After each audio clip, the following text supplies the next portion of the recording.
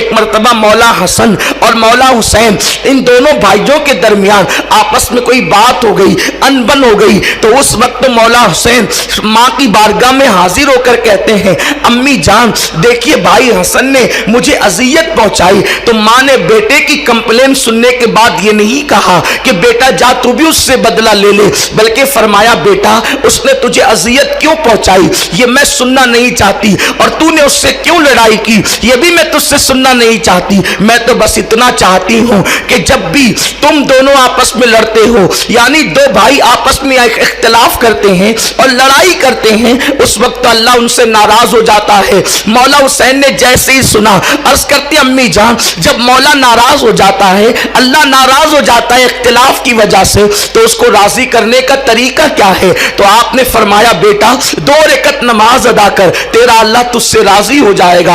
आप मुझे बताएं, लोग हैरान हैं, मौला हुसैन 18 साल का अली अकबर लुटाकर, मासूम 6 महीने का अली असगर लुटाकर, पूरा घर के घर लुटाने के बाद जब लहू लहान होते हैं और जख्मों से छलनी छलनी होते हैं, तो हुसैन को औलाद याद नहीं आती, हुसैन को बेटी याद नहीं आती, हुसैन को घर याद नहीं आता। मौला हुसैन जब जख्मों से छलनी छलनी होते हैं तो उस वक्त आपको सजदा और नमाज क्यों याद आती है? वजह यह है कि माँ ने बचपन से यह तरबियत दी थी कि जब भी तू अल्लाह को राजी देखना चाहे तो अपने सर को सजदे में रख दिया कर, तेरा मौला तुझसे राजी हो जाएगा।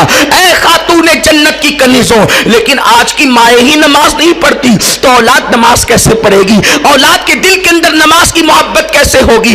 ऐ खातूने जन्नत की कनीजों सुन लो, एक दिन मौत का फरिश्ता तुम्हारे पास आने वाला है और मौत का फरिश्ता तुम्हें दबोच लेगा, तुम्हारे जिस्म का रिश्ता तुम्हारी रूह से टूट जाएगा। अल्लाह अकबर। ज़ेवरात पर गुरूर करने वालियों, ये तुम्हारे ज़ेवरात तुम्हारे जिस्म से उतार लिए जाएंगे। कीमती कपड़ों पर इतराने वालियों, तुम्हारे जिस्म से कीमती कपड़े भी निकाल लिए जाएंगे। अपने दुपट्टों पर राज करने वालियों, अगर कान में खूबसूरत बालियां पहनती हो तो अपने कान पे दुपट्टा नहीं रखती, बल्कि कान दुपट्टे के बाहर करती हो ताकि लोग तुम्हारे ज़ेवरात को देख सकें, तुम्हारे हाथों के कंगन को देख सकें। लेकिन दादानो सुनो, जिस वक्त तुम्हारी रूह का रिश्ता तुम्हारे जिस्म से टूट जाएगा और जब तुम्हारा शुमार मुर्दों में होगा, उस वक्त कपड़े भी निकाले जाएंगे, उस वक्त ज़ेवरात भी निकाले जाएंगे। आह मेरी बहन, तेरा शौहर भी तेरा न रह जाएगा, तेरा शौहर भी दूसरे की अमानत हो जाएगा। जिस शौहर की मोहब्बत पर आज तू घमंड करती है, जिस कीमती महल और मकानात पर तू नाज करती है और तू सबके लिए वक्त निकालती है, आह तेरी सहेलियां तुझसे रूठ जाएगी, तेरे रिश्तेदार तुझसे छूट जाएंगे, तेरे बच्चे तुझे कंधों पर सवार करके शहर खामोशा की तरफ ले जाएंगे और हमेशा के लिए तुझे मिट्टी के सुपुर्द कर देंगे।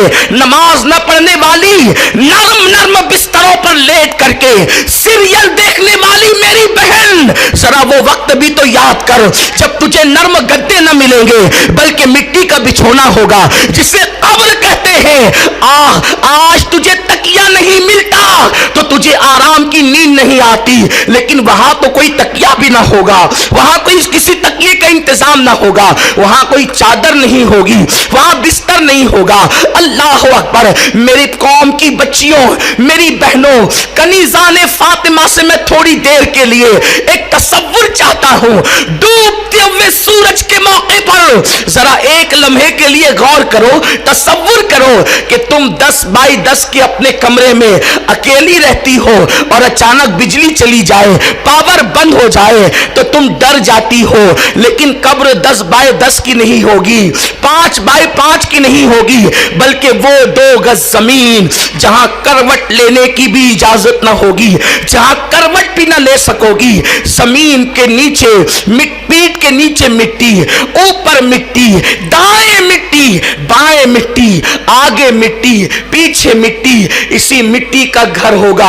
उसमें 1-2 दिन नहीं, 1-2 साल नहीं, बल्कि क़यामत तक रहना होगा।